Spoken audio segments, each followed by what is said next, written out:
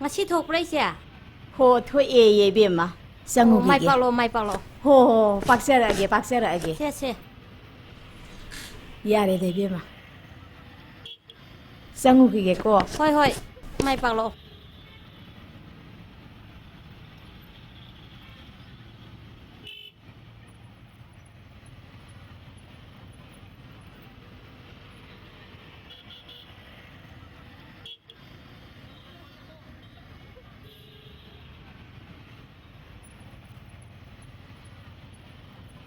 인도자, 아이고, 그리 곰도이노. 아이디 한 기제. Cái đâu với kỳ đuôi nó. Ôi bê đó, có không bị ra cái lối đấy. Ngài đang ukin hai bê đó, mà tôi đã cầu gần nó.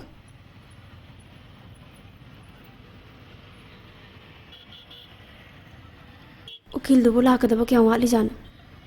Mà này nó lạc ra đi, mà khơi ukin xí đi khá số thiên nó lạc bắt tôi mới ao bên này.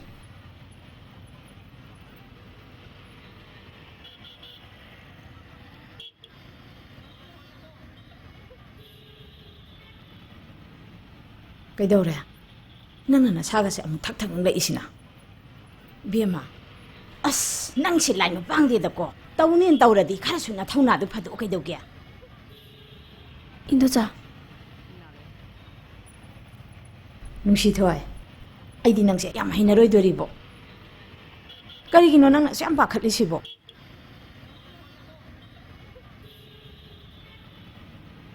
Ai yau đi đi.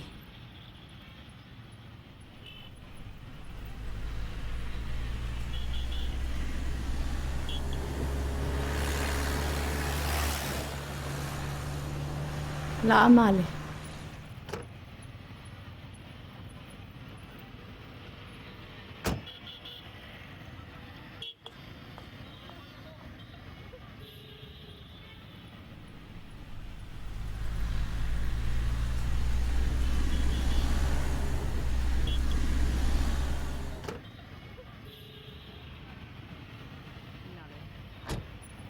그나노 마글락 미나리시나. 마기 우킬 하이드라. Mani, magi ukil dun ay nasa kanya.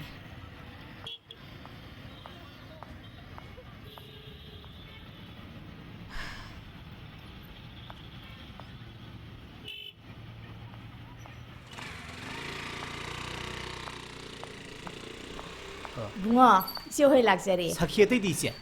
Miya ni madi lakha bani niya. Kiyas siya nga si di khara thiyang basu yay. Isi ho'y nga ngay biyo. Ay kaujarak ke.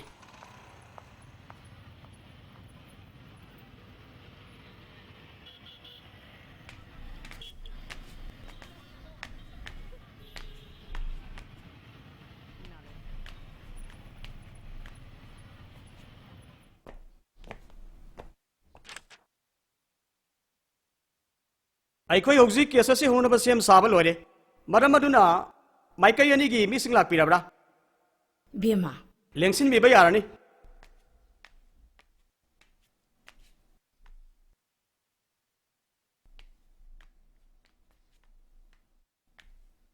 अतोप माइकई मीसिंग लाब्रा लेजरे लेजरे यानी लेंसन बिरो अखोई लाक्चरे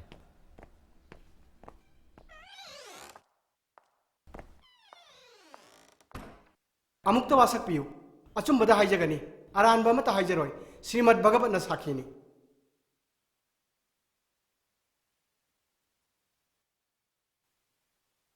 अचुंबता हाइजगनी अरानबा मत हाइजरोय श्रीमद भगवत साखीनी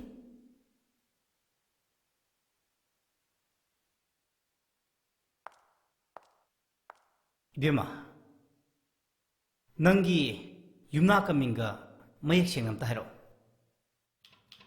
युमलेम्बम ओंबी नुंसिथोय चाही कुंतरे इपुरोय बगी Ming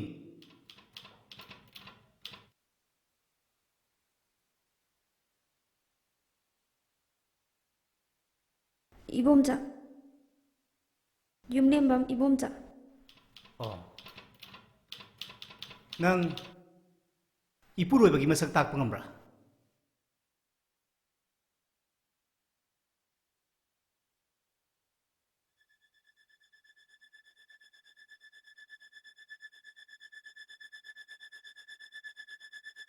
असिदा फामलिसिनी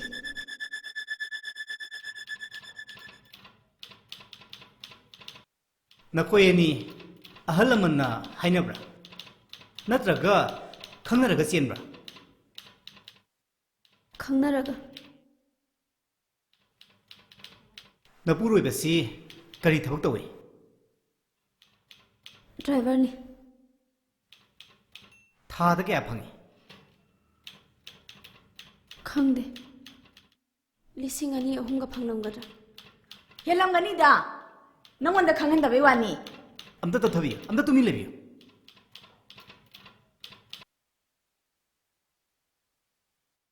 हौजिंग नखोयनी पुन्न लेमिनरिब्रा नत्रगा तोंगा तोंगा लेनब्रा तोंगान तोंगान लेने हौजिक्ति नंग कदाई लेते आई पामदा लेरे अंगांग दिले रब्रा अमा लेरे चाही क्या सुरे नुपारा नुपीरा चाही तरेट हायरे नुपीने अंगांग दुदी कनाना कोले अइने कोले हौजिक नमाम साबु नपुरोय ने यंगसिलेब्रा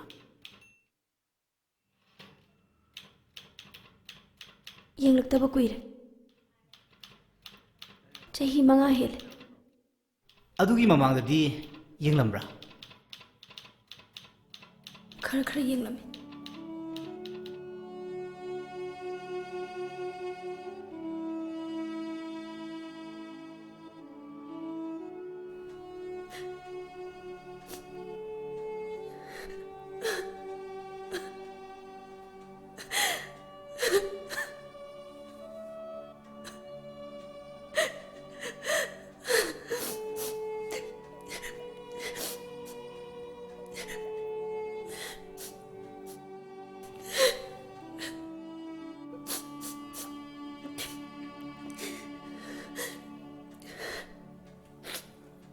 डिफेंस काउंसिल की क्रॉस एग्जामिनेशन लौबीबा यारगने your honour I cross examination तौजररोय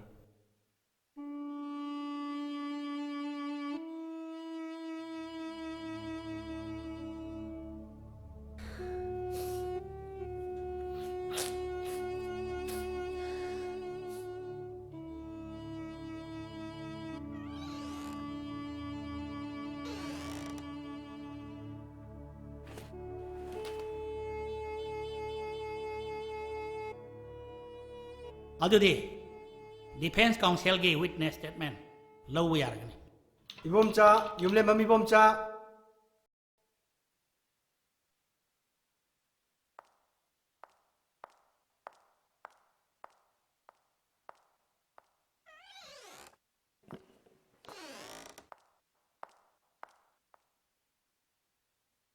अमुक्त वासक पियु अचुंबदा हाइजगनी अरानबा मत हाइजरोय श्रीमद भगवत साखीनी असुम्बदा हाइजगनी अरानबा अमता हाइजरोय श्रीमद भगवत साखीनी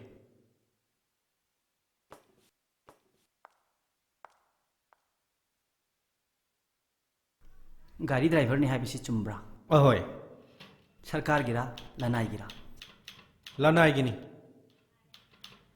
नुक्सी थोइगा नुक्सीनरगा चेंदुन लुहोंगमनि हाइबिसि चुम्ब्रा मधु माना पंगाई हाइजनमनी चुमदे नुपीसिना माबु लुहोंगदुना लौरगा हन्ने यंगबिद्रे हाइबिसि चुम्ब्रा मधु चुमदे हाइरिसिनदी नुंसितुसि नागी नुपी नते मसक खंगे सिरा योर ऑनर आइगी वहांग लोइजद्री यानी मखा ताबियो नाहक नुपी असिबु लुहोंगदुना लौदे नत्रा अहोय अदुदि नाहक नुपी असि मसक खंगदे अमुक्तो उद्री सिरा उद्रबसु हांग नुपीसे मसक सुंखंग खंगदे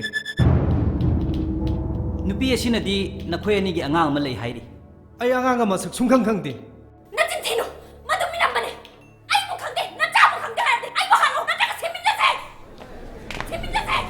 हे चिन थिबा मच्चा पोथोगा मच्चाबु मच्चा नदी हाइबंगा मनुपा नंगा मनुपा तुकचै हे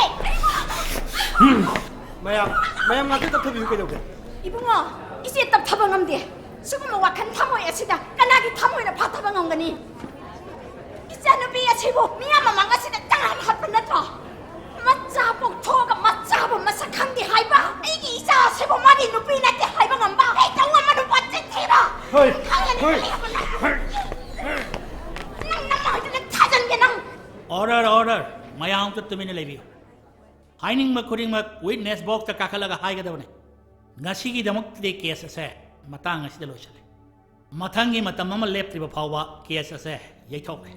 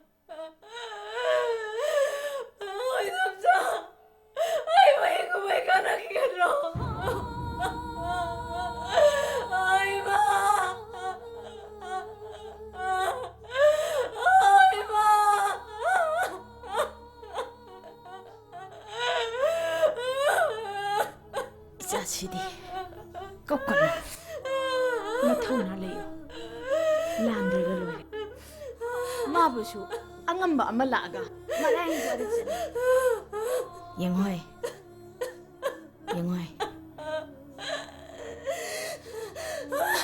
वन कोकन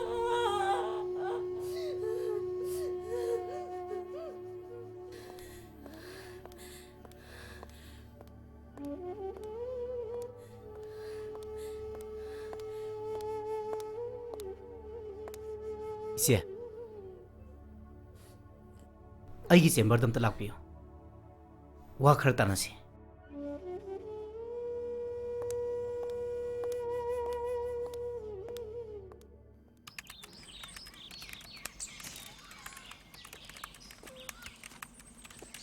इबुंगो उकिलबु लेंथोराब्रा थोलानी लेंसिनबियो अैगी सि कुइगदब नते सि अमतंग पिरमलगा हेक्ट लोय होय यानी यानी ngaibiyo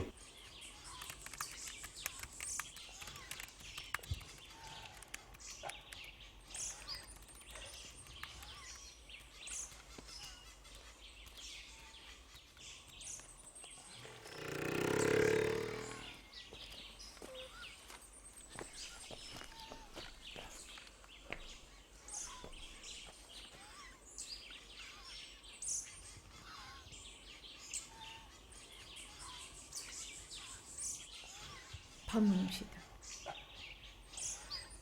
इबुंगो तै मोइसु लाक्सरे इबुंगोना लाउ हाइद्रि लाक्सबनी इबुंगोबु लेंथोरक्तरिब्रा तै मंगसिदि कोर्टा लान तानग्रा मानेने ngसागी केस की मतंगदुरा इबुंगो खोइबु उबि हौब्रो उमती उजा होग्रे मीना हायपै वानी ꯀꯅꯥꯅ ꯈꯪꯕꯅꯣ ꯏꯕꯨꯡꯉꯣ ꯃꯗꯨꯕꯨ ꯀꯔꯤ ꯐꯖꯅꯤꯡꯉꯥꯏ ꯋꯥꯅꯣꯗ ꯀꯔꯤꯝꯇ ꯈꯟꯕꯤꯔꯨꯅꯨ ꯏꯇꯩꯃ ꯁꯤꯒꯨꯝꯕꯁꯤꯗꯤ ꯀꯣꯠꯇ ꯊꯣꯛꯇꯨꯅ ꯂꯩꯔ ꯄꯣꯠꯅꯤ ꯍꯥꯏꯗꯤ ꯑꯅꯧꯕ ꯑꯃ ꯅꯠꯇꯦ ꯍꯥꯏꯕ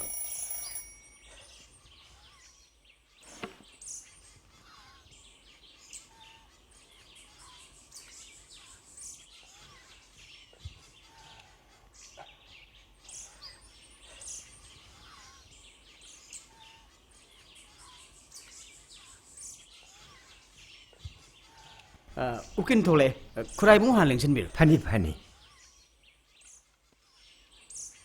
ꯃꯊꯪꯗ ꯏꯇꯩꯃ ꯑꯃꯨꯛ ꯂꯦꯡꯁꯤꯟꯕꯤꯔꯣꯀꯣ ꯍꯣꯏ ꯍꯣꯏ ꯏꯕꯨꯡꯉꯣ ꯏꯟꯗꯣꯆꯥ ꯍꯣꯔꯦꯟ ꯑꯩꯕꯨꯗꯤ ꯆꯩꯔꯣꯏꯗ꯭ꯔꯣ ꯆꯩꯔꯣꯏꯗ ꯀꯩꯗꯧ ꯆꯩꯔꯛꯇꯧꯔꯤꯕ 이때마 ngạc ngꯥꯏꯕꯤꯈꯨꯀꯣ ꯅꯆꯜꯁꯤꯅ ꯂꯝ ꯈꯤꯇꯪ ꯂꯥꯞꯄꯁꯤꯗ ꯇꯧꯕꯅꯤ ꯏꯇꯩꯃꯒꯤꯗꯤ ꯐꯝꯗꯨꯅ ꯂꯩꯊꯣꯛꯂꯁꯨ ꯌꯥꯏꯗ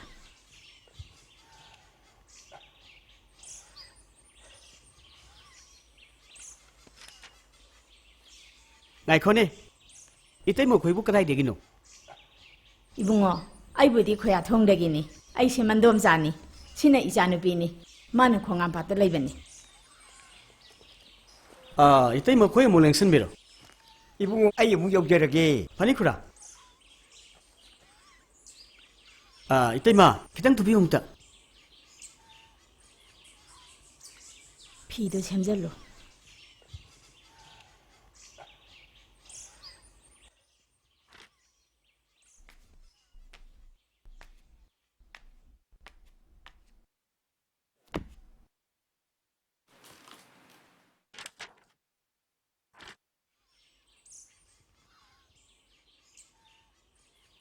이붕어 아무튼 장자랄게 ꯆꯪꯕꯤꯔꯣ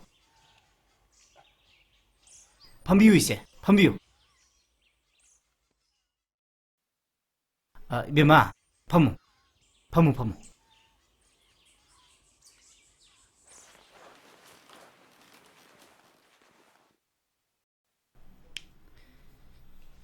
ꯀꯦꯁꯁꯤ ꯃꯑꯣꯡ ꯑꯃꯗ ꯆꯠꯊꯈ꯭ꯔꯦ ꯑꯗꯨꯅꯤꯅꯦ 이붕어 ꯃꯁꯤꯅ ꯀꯗꯥꯏꯗꯒꯤ ꯐꯔꯛ ꯍꯦꯛ ꯇꯥꯔꯛꯇꯅ ꯑꯗꯨꯒꯤ ꯅꯠꯇꯦꯗ ꯑꯩꯅꯁꯨ ꯍꯥꯟꯅ ꯈꯪꯍꯧꯗꯕ ꯋꯥꯐꯝ ꯑꯃ ꯂꯩꯔꯦ ꯑꯗꯨꯒꯤꯅꯤ ꯑꯩꯅ ꯁꯤꯗ ꯀꯧꯖꯔꯤꯁꯦ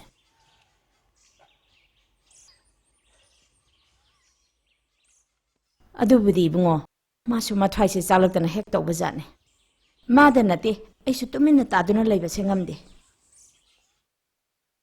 ꯅꯠꯇꯦ 이붕어 ꯀꯦꯁ ꯑꯁꯤꯕꯨ ꯃꯥꯏ ꯄꯥꯛꯂꯣꯏꯗꯕꯒꯤ ꯃꯃꯤꯒ ꯇꯥꯔꯕ ꯖꯥꯠꯂꯥ ꯑꯗꯨꯒꯤ ꯋꯥ ꯅꯠꯇꯦꯗ 이제 ꯍꯧꯖꯤꯛꯇꯤ 이봄ꯆꯥꯅ ꯅꯨꯡꯁꯤꯊꯣꯏ ꯃꯃꯥ ꯃꯆꯥꯕꯨ ꯃꯁꯛ ꯈꯪꯗꯦ ꯍꯥꯏꯔꯕꯅꯤꯅ ꯈꯪꯉꯤ ꯈꯪꯗꯦꯒꯤ ꯂꯥꯟꯗ ꯑꯣꯏ ꯆꯠꯊꯕ ꯇꯥꯔꯦ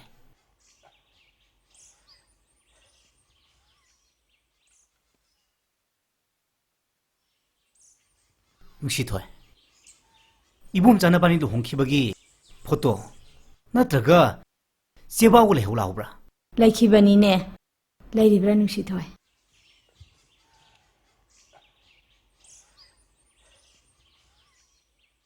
ꯂꯩꯔꯝꯃꯦ ꯃꯥꯡꯈ꯭ꯔꯦ 시니니 bungo makhoi ga loina base wa khraba isa se tap he ta ba seksindi loisindi ibungo yani yani ise phangnana ba soidena thirake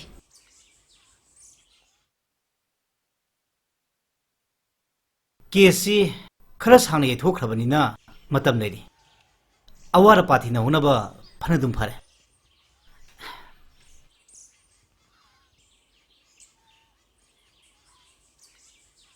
ibungo yaithoan berano managa lam lapna leire miga leijadre aina marola ma thabak thau yam bubane yamna warani ibungo su thabak chilido ukil lekhoi gidi tawdaba yadrabai thawne हौजिकी मतम सिदी missing हेंगलपगी मतुंगिना थौदो वाथोक सम हेंगले केसु मखल मखा याम थोले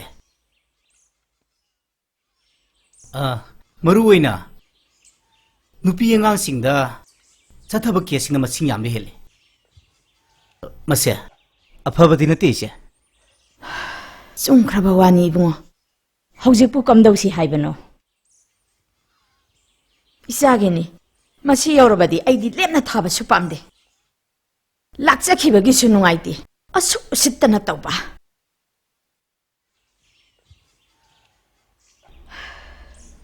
ꯑꯆꯨꯝꯕꯒꯤꯗꯃꯛꯇꯤ ꯊꯋꯥꯏꯁꯦ ꯊꯥꯔꯕꯁꯨ ꯄꯥꯝꯃꯨꯗꯦ ꯌꯦꯡꯅꯕ ꯇꯥꯔꯦꯗꯅ ꯑꯩꯁꯨ ꯅꯨꯡꯁꯤ ꯊꯣꯏꯕ ꯊꯥꯒꯠꯂꯤꯕꯅꯤ ꯍꯥꯏꯖꯤꯟꯅꯕ ꯅꯠꯇꯦ ꯑꯩꯗꯤ ꯉꯁꯥꯏ ꯈꯨꯠ ꯁꯣꯛꯅꯤꯡꯂꯝꯕꯅꯤ ꯏꯆꯦ ꯀꯦꯁꯨꯕꯨꯗꯤ ꯑꯩꯈꯣꯏꯅ ꯁꯣꯏꯗꯅ ꯉꯝꯃꯅꯤꯗ ꯀꯦꯁꯁꯨ ꯌꯩꯊꯣꯛꯈ꯭ꯔꯕꯅꯤꯅ ꯑꯩꯁꯨ ꯋꯥꯈꯜ ꯈꯔꯗꯤ ꯈꯟꯈꯤꯒꯦ ꯏꯆꯦ ꯅꯨꯡꯁꯤ ꯊꯣꯏꯅ ꯀꯔꯤ ꯄꯥꯝꯃꯤꯕ ꯍꯥꯏꯕꯁꯤꯃꯗꯤ ꯑꯩꯁꯨ ꯈꯪꯕ ꯄꯥꯝꯃꯤ ꯃꯥꯒꯤ ꯋꯥꯗꯤ ꯏꯕꯨꯡꯉꯣ ꯀꯔꯤꯁꯨ ꯂꯩꯇꯦ ꯑꯩꯈꯣꯏ ꯑꯍꯦꯟꯕ ꯍꯥꯏꯕ ꯅꯠꯇꯦ ꯏꯕꯨꯡꯉꯣꯅ ꯁꯤꯃ ꯐꯅꯤ ꯍꯥꯏꯗꯨꯗ ꯇꯧꯕꯤꯌꯨ ꯑꯩꯈꯣꯏꯗꯤ ꯑꯗꯨꯝ ꯌꯥꯖꯔꯦ ꯐꯔꯦꯅꯦ ꯏꯆꯦ ꯑꯩꯁꯨ ꯑꯃꯨꯛꯇꯪ ꯃꯨꯟꯅ ꯈꯜꯂꯧꯈꯤꯒꯦ ꯑꯗꯨꯒ ꯏꯆꯦꯈꯣꯏꯁꯨ ꯌꯨꯝꯗ ꯍꯜꯂꯒ ꯑꯃꯨꯛꯇꯪ ꯃꯨꯟꯅ ꯈꯟꯅꯕꯤꯔꯨꯀꯣ ꯑꯗꯨꯒ ꯑꯊꯨꯕ ꯃꯇꯝꯗ ꯑꯃꯨꯛꯇꯪꯗꯤ ꯎꯅꯈꯤꯁꯦ ꯐꯔꯦ ꯐꯔꯦ ꯏꯕꯨꯡꯉꯣ ꯑꯗꯨꯗꯤ ꯏꯆꯦꯈꯣꯏ ꯑꯃꯨꯛ ꯌꯧꯔꯨꯈꯤꯒꯦꯀꯣ ꯐꯅꯤ ꯐꯅꯤ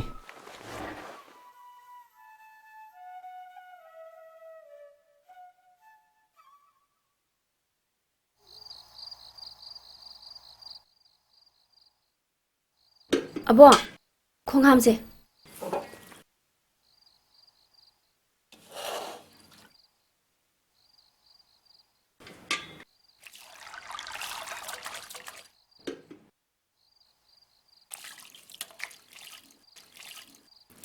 ꯍꯦ ꯃꯇꯝ ꯅꯨꯡꯁꯤꯈꯔꯦꯗ ꯅꯪꯁꯦ ꯍꯛꯆꯥꯡꯒꯤ ꯄꯥꯡꯒꯜꯅ ꯀꯜꯂꯤꯉꯩ ꯅꯪꯕꯨ ꯀꯔꯤꯁꯨ ꯈꯜꯂꯨꯗꯦ ꯄꯨꯟꯁꯤꯒꯤ ꯅꯨꯃꯤꯗꯥꯡ ꯋꯥꯏꯔꯝ ꯑꯣꯏꯔꯛꯄ ꯃꯇꯝꯁꯤꯗꯗꯤ ꯃꯇꯝ ꯅꯪꯁꯦ ꯑꯣꯟꯊꯣꯛꯅ ꯄꯥꯝꯃꯨꯈꯔꯦꯗ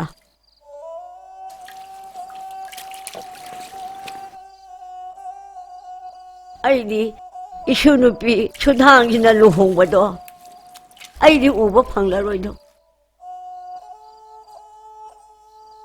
ꯑꯕꯣ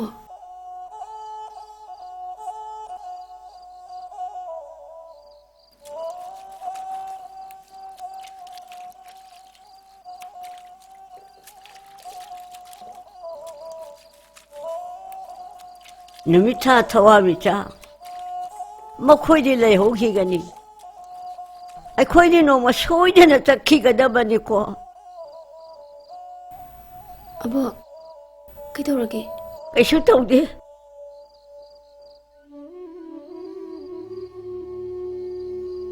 ꯑꯩꯒꯤꯁꯨ ꯋꯥꯕ ꯑꯃꯨꯛꯅꯅꯦ ꯅꯪꯒꯤ ꯈꯟꯕꯗ ꯌꯥꯝꯅ ꯋꯥꯏꯅꯦ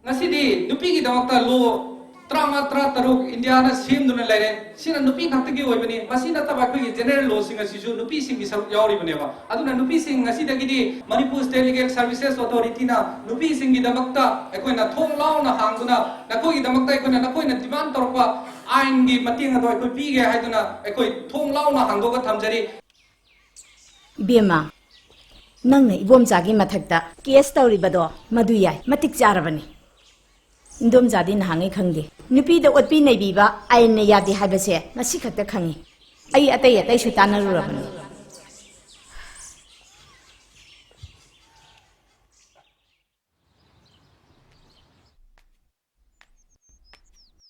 Ibunga ise hoi lakjare ngahang ai re waro bibiya ti koisia yaida ise ngasi di ai nusi thoida tongana wa khara hangba pame Yengoi Bema nusi thoi ki gano nabukta leiba mayam do sitnana loin haido ꯕꯨꯡꯉꯣ ꯆꯦ ꯏꯆꯦ ꯃꯄꯥꯟꯗ ꯉꯥꯛꯇꯪ ꯂꯩ ꯐꯅꯤ ꯐꯅꯤ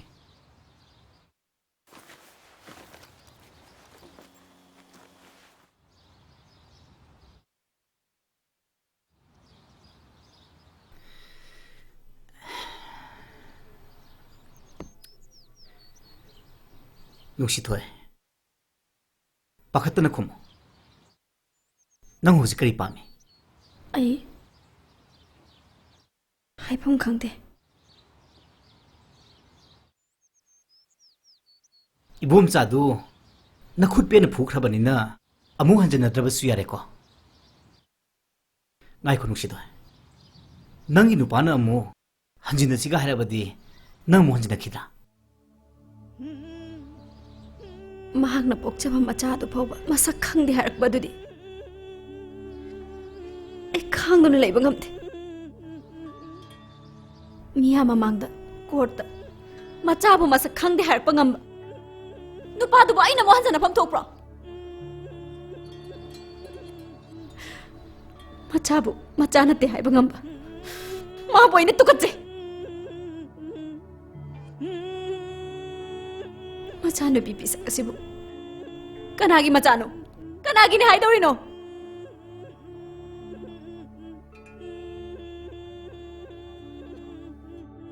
ꯃꯗꯨꯗꯤ ꯑꯉꯥꯎꯕꯒꯤ ꯆꯣꯏꯔꯣꯠꯅꯤ ꯋꯥ ꯑꯣꯏꯅ ꯂꯧꯕ ꯌꯥꯔꯣꯏ ꯂꯨꯍꯣꯡꯗ꯭ꯔꯕꯁꯨ ꯃꯁꯥ ꯃꯁꯥ ꯌꯥꯅꯗꯨꯅ ꯃꯆꯥ ꯂꯩꯕ ꯇꯥꯔꯕꯗꯤ ꯃꯗꯨꯒꯤꯗꯃꯛ ꯇꯥꯟꯐꯝ ꯊꯣꯛꯄ ꯇꯥꯟꯕ ꯌꯥꯕ ꯑꯥꯏꯟꯒꯤ ꯋꯥꯌꯦꯜꯂꯣꯏꯁꯪ ꯂꯩꯔꯤ ꯋꯥꯌꯦꯜꯁꯪꯅ ꯋꯥꯌꯦꯟꯖꯔꯛꯀꯅꯤ ꯑꯆꯨꯝꯕ ꯑꯁꯦꯡꯕ ꯍꯥꯏꯖꯔ ꯐꯥꯎꯕꯗ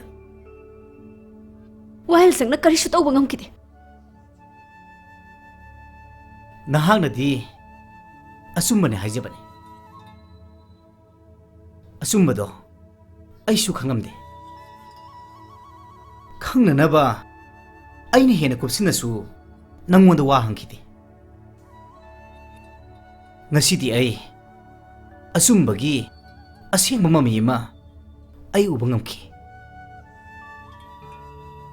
ꯑꯗꯨꯅꯅꯤ ꯑꯩꯅ ꯑꯃꯨꯛꯀ ꯍꯦꯟꯅ ꯑꯁꯦꯡꯕ ꯈꯪꯅꯅꯕ ꯅꯪꯕꯨ ꯃꯐꯝꯁꯤꯗ ꯀꯧꯕꯅꯤ ꯑꯆꯨꯝꯕ ꯈꯪꯅꯅꯕ ꯍꯣꯠꯅꯕꯗ ꯃꯇꯝ ꯆꯪꯕꯒꯤ ꯋꯥꯅꯤ ꯅꯨꯡꯁꯤꯊꯣꯏ ꯑꯩ 마기 우길가 와리 꿈나 사나라버니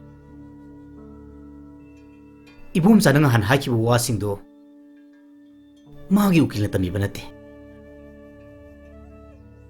까나곰바 카라나 망원데 인치라가 헨바 말레 그럼 간다 마기 우길가디 앙나리바 난 카나크리두디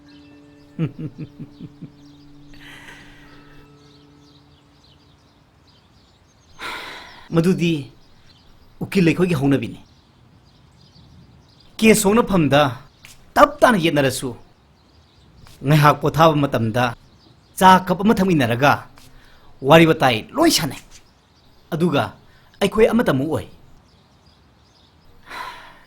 aikhoi se maya thangdaba khune ki khulai ni ngaiko nangbu chahi kya surage कुंतरे नशा नुपीदी क्या सुरे तरे छुरे लाई बचैराव बस्तदी निपाल छुरने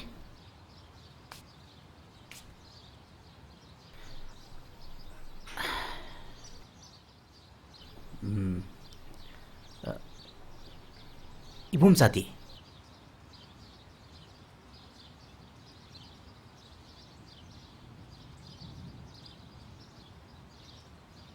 चप चाबदी खंगदे अइंगोंदगी चही तरेट निपालोमदे हनमने नोय याम नहा ओरी नसासु पिसक अमा यावरे लुसित होय नखोय अनि मकाइने भयारोय चुमे अइखोय मियोय बगी लान सोकनरी अदुबो अथताय मक्ति नतेदना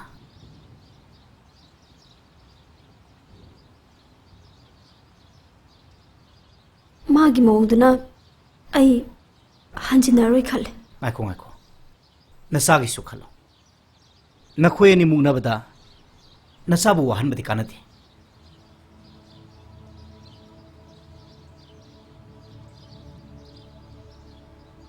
ꯑꯩ ꯀꯩꯅꯣꯝꯇ ꯍꯪꯖꯕ ꯌꯥꯒꯗ꯭ꯔꯥ? ꯍꯥꯏꯌꯨ ꯀꯔꯤꯅꯣ? ꯃꯤꯅ ꯁꯨꯝ ꯍꯥꯏꯕꯗ ꯀꯔꯤꯒꯨꯝꯕ ꯀꯦꯁ ꯑꯁꯤ ꯃꯈꯥ ꯆꯠꯊꯔꯛꯂꯕꯗꯤ ꯀꯩꯁꯨ ꯈꯪꯖꯗ꯭ꯔꯤꯕ ꯏꯆꯥꯅꯨꯄꯤꯁꯤ ꯀꯣꯔꯠꯇ ꯀꯥꯍꯟꯒꯅꯤ ꯍꯥꯏ꯫ ꯀꯩꯁꯨ ꯈꯪꯖꯗ꯭ꯔꯤꯕ ꯏꯆꯥꯅꯨꯄꯤꯁꯤ ꯀꯣꯔꯠꯇ ꯄꯨꯊꯣꯛꯀꯅꯤ ꯍꯥꯏ꯫ ꯆꯨꯝꯕ꯭ꯔꯥ?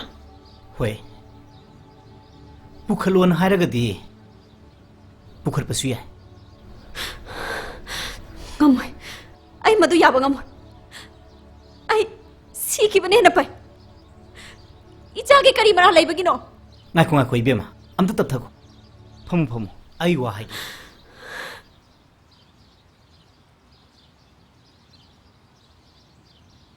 ꯍꯧꯖꯤꯛꯇꯤ ꯅꯪꯒꯤ ꯑꯁꯦꯡꯕ ꯋꯥ ꯈꯪꯂꯕꯅꯤꯅ ꯍꯟꯗꯛꯇꯤ ꯀꯦꯁ ꯑꯁꯤ ꯍꯦꯟꯅ ꯆꯦꯛꯁꯤꯟꯅ ꯑꯩ ꯄꯥꯏꯈꯠꯂꯒꯦ꯫ ꯉꯝꯁꯨ ꯉꯝꯒꯅꯤ꯫ ꯅꯪꯒꯤ ꯅꯨꯄꯥꯁꯤꯁꯨ ꯑꯗꯨꯛ ꯍꯛꯅ ꯁꯤꯡꯕ ꯅꯨꯄꯥꯗꯤ ꯅꯠꯇꯦ꯫ ꯃꯤꯅ ꯍꯥꯏꯔꯒ ꯆꯠꯄ ꯃꯤ ꯃꯥꯜꯂꯤ꯫ ꯅꯈꯣꯏ ꯑꯅꯤ ꯚꯥꯞ ꯇꯥꯅꯗꯕꯗꯒꯤ ꯊꯣꯛꯈꯤꯕ ꯁꯣꯏꯗꯅ ꯑꯣꯏꯒꯅꯤ꯫ ꯅꯈꯣꯏ ꯑꯅꯤ ꯀꯃꯥꯏ ꯈꯪꯅꯔꯛꯈꯤꯒꯦ? ꯅꯨꯄꯥ ꯑꯁꯤ ꯏꯝꯐꯥꯜꯗꯒꯤꯅꯦꯁꯨ ꯍꯥꯏ꯫ ꯍꯧꯖꯤꯛꯄꯨ ꯃꯗꯨ ꯈꯪꯂꯨꯔꯒ ꯀꯔꯤꯕꯨ ꯀꯥꯟꯅꯒꯗꯧꯔꯤꯕꯅꯣꯗ? ꯀꯥꯟꯅꯕ ꯂꯩ꯫ ꯑꯩ ꯈꯔꯒ ꯍꯦꯟꯅ ꯈꯪꯕ ꯄꯥꯝꯃꯤ꯫ ꯉꯥꯏꯈꯣ, ꯅꯈꯣꯏ ꯑꯅꯤꯁꯤꯕꯨ ꯅꯨꯡꯁꯤꯅꯔꯒ ꯂꯧꯅ ꯂꯩꯅꯔꯛꯈꯤꯕ ꯅꯠꯇ꯭ꯔꯣ? ꯍꯧꯖꯤꯛꯇꯤ ꯃꯥꯒꯁꯨ ꯂꯩꯃꯤꯟꯅꯗ꯭ꯔꯦ ꯍꯥꯏꯔꯕꯅꯤꯅ ꯅꯍꯥꯛꯅ ꯀꯅꯥꯒ ꯂꯩꯃꯤꯟꯅꯔꯤꯕ? ꯀꯗꯥꯏꯗꯅꯣ?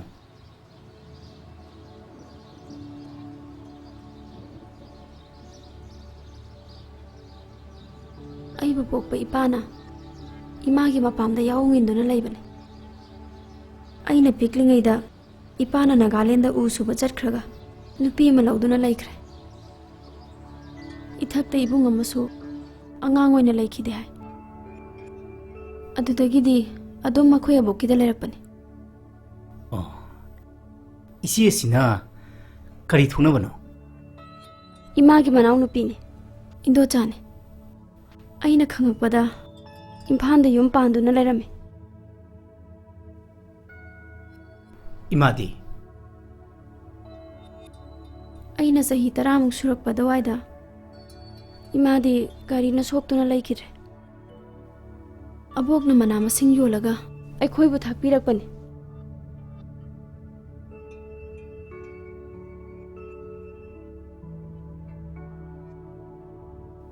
ꯏꯕꯣꯝꯆꯥꯗꯤ ꯀꯔꯝꯅ ꯅꯈꯣꯏ ꯈꯨꯟꯗ ꯂꯥꯛꯈ꯭ꯔꯤꯕ?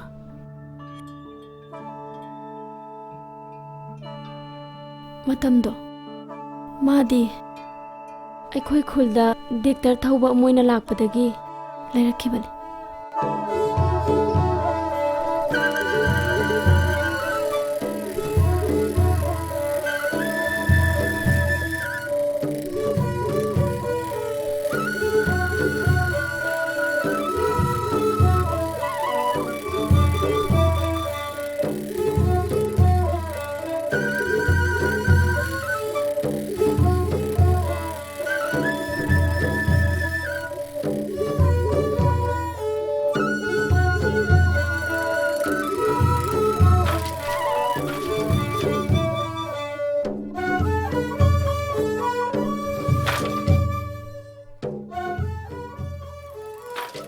이비마 ꯅꯨꯡꯁꯤꯊꯣꯏ, ꯅꯪꯒꯤ ꯐꯤꯁꯤꯅ ꯂꯣꯏꯒꯗꯕ ꯀꯌꯥꯝ ꯋꯥꯠꯂꯤꯕ? ꯏꯅꯝꯃ, ꯅꯣꯡ ꯅꯤꯅꯤ ꯂꯩꯔꯗꯤ ꯂꯣꯏꯔꯅꯤꯌꯦ꯫ ꯍꯣꯏ ꯍꯣꯏ, ꯂꯣꯏꯁꯜꯂꯣ ꯂꯣꯏꯁꯜꯂꯣ꯫ ꯅꯈꯣꯏ ꯃꯌꯥꯝꯅꯦ ꯆꯞ ꯃꯥꯟꯅꯁꯤ꯫ ꯍꯣꯏ꯫ ꯋꯥꯡꯒꯩꯒꯤ ꯏꯅꯦꯗꯣ ꯐꯤ ꯈꯣꯝꯕ ꯂꯥꯛꯑꯝꯃꯕꯅꯤ꯫ ꯑꯩꯅꯅꯦ ꯌꯩꯊꯣꯛꯇꯅ ꯂꯩꯔꯕ꯫ ꯍꯟꯗꯛꯀꯤ ꯏꯌꯣꯡꯁꯦ ꯂꯣꯏꯔꯕꯅꯤꯅ ꯃꯊꯪꯒꯤ ꯑꯃꯨꯛ ꯁꯥꯅꯅꯕ ꯈꯨꯌꯦꯛ ꯂꯥꯏꯁꯨ ꯂꯩꯔꯕꯅꯤ꯫ ꯕꯦꯝꯃ, ꯅꯪꯒꯤꯗꯨꯅ ꯀꯃꯥꯏꯅ ꯇꯧꯔꯕ?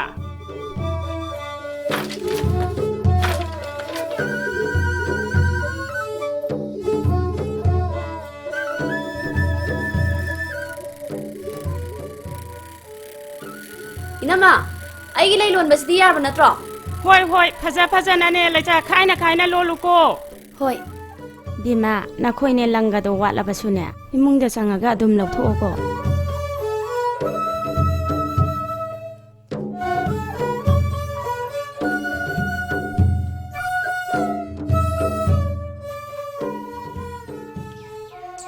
ꯀꯩꯅꯣꯝꯇ ꯍꯪꯖꯒꯦꯕ. ꯀꯅꯥ? ꯀꯔꯤ ꯇꯥꯛꯄꯤꯒꯗꯕ? ꯅꯤꯡꯊꯧꯖꯝꯒꯤ ꯇꯣꯝꯕꯤꯍꯣꯏꯒꯤ ꯌꯨꯝꯁꯤꯕꯣ? ꯃꯥꯅꯤ ꯀꯅꯥꯅꯤ ꯍꯥꯏꯖꯧꯒꯦ? ꯑꯩ ꯇꯥꯗ ꯑꯝꯇ ꯎꯅꯖꯒꯦ ꯇꯧꯕꯅꯤ. ꯑꯩ ꯏꯝꯐꯥꯜꯗꯒꯤꯅꯤ. ꯁꯂꯥꯝꯒꯤ ꯒꯥꯔꯤ ꯌꯦꯡꯉꯨꯅꯦ ꯍꯥꯏꯗꯨꯅ ꯆꯠꯈꯤꯕꯅꯤ. ꯕꯦꯃꯥ ꯐꯤꯗꯥ ꯊꯥꯔꯝꯃꯨꯀꯣ. ꯑꯩ ꯅꯈꯣꯏ ꯇꯥꯆꯧ ꯀꯧꯔꯨꯈꯤꯒꯦ. ꯏꯕꯨꯡꯉꯣ ꯐꯝꯃꯝꯃꯨꯀꯣ. ꯑꯁ꯭ꯋꯥꯏꯗꯅꯦ ꯅꯈꯣꯏ ꯇꯥꯗꯗꯣ ꯂꯩꯔꯝꯒꯅꯤ ꯀꯧꯔꯨꯈꯤꯒꯦ.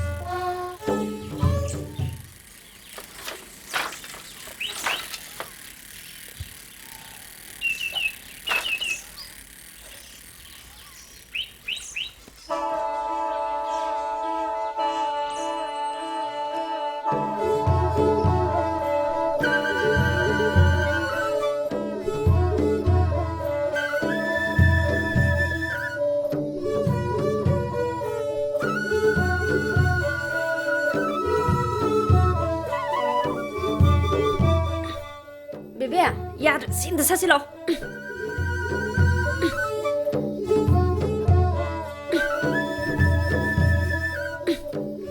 ꯑꯩ ꯑꯝꯇ ꯌꯦꯡꯖꯒꯦꯅꯦ.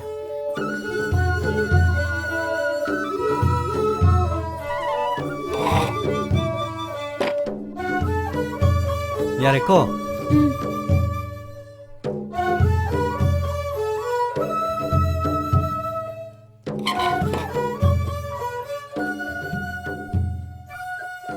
ꯋꯥꯔꯧ ꯌꯥꯗꯦ.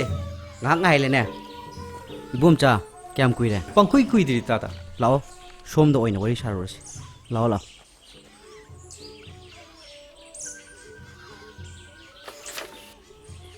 ꯏꯅꯝꯃꯅꯦ ꯏꯝꯐꯥꯜꯗꯒꯤ ꯃꯤ ꯂꯥꯛꯏꯁꯦ ꯆꯥ ꯑꯃꯨꯛꯇ ꯂꯣꯜꯂꯨꯈꯤꯒꯦ. ꯐꯤꯒꯤ ꯃꯌꯦꯛꯇꯣ ꯈꯪꯗ꯭ꯔꯒꯁꯨꯅꯦ ꯍꯣꯔꯦꯟ ꯏꯅꯝꯃꯗ ꯍꯦꯛ ꯍꯪꯉꯛꯑꯣ.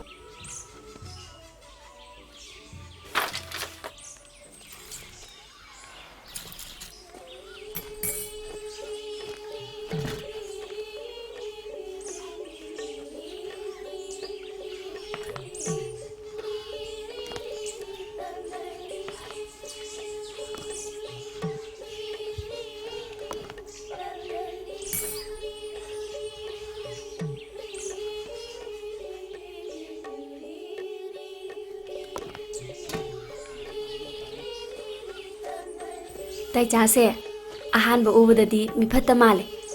ꯇꯤꯟꯅꯔꯀꯥꯟꯗꯗꯤ ꯌꯥꯝ ꯐꯔꯝꯃꯤ ꯈꯪꯉꯕ꯭ꯔꯥ? ꯏꯝꯐꯥꯜ ꯃꯆꯥꯒ ꯃꯥꯟꯗꯦ. ꯑꯦ ꯅꯪꯕꯨ ꯏꯝꯐꯥꯜ ꯃꯤ ꯀꯌꯥꯝ ꯈꯪꯅꯔꯗꯅ ꯍꯥꯏꯅꯣ?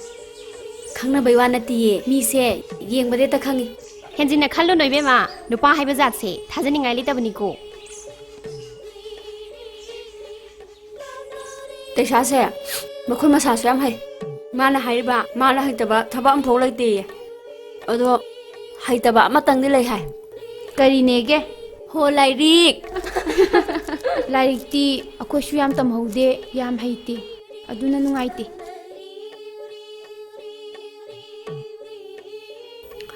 ꯇꯩꯆꯥꯁꯦ ꯑꯩꯈꯣꯏ ꯁꯤꯗ ꯀꯌꯥꯝ ꯀꯨꯏꯅ ꯂꯩꯈꯤꯗꯣꯏꯅꯣ ꯈꯪꯗꯦ. ꯃꯥꯅ ꯍꯥꯏꯔꯤꯕ ꯑꯩꯈꯣꯏꯒꯤ ꯏꯕꯨꯙꯧꯒꯤ ꯈꯨꯕꯝ ꯁꯦꯝꯅꯅꯕ ꯆꯤꯡꯃꯥꯏ ꯇꯦꯝꯕꯁꯦ ꯂꯣꯏꯔꯗꯤ ꯑꯇꯣꯞꯄꯗ ꯊꯕꯛ ꯆꯠꯀꯅꯤ ꯍꯥꯏꯌꯦ. ꯃꯥꯗꯤ ꯒꯥꯔꯤ ꯊꯧꯕꯁꯦ ꯃꯈꯜ ꯁꯨꯅꯕ ꯍꯩꯖꯥꯅꯤ. ꯖꯤꯞ, ꯗꯦꯛꯇꯔ, ꯀꯥꯔ, ꯑꯁ ꯌꯥꯝꯈ꯭ꯔꯦ.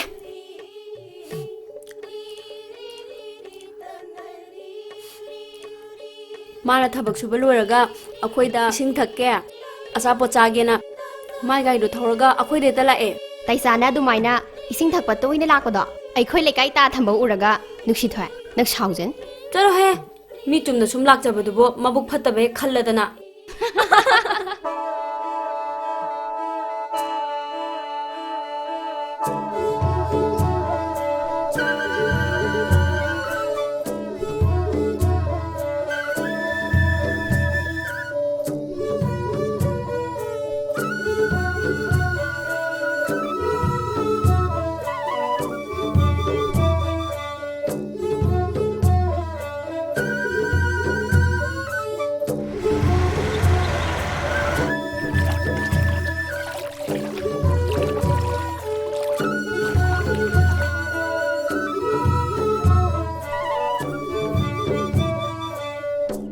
ꯍꯩꯃꯥ ꯇꯩꯆꯥ ꯂꯥꯛꯑꯦ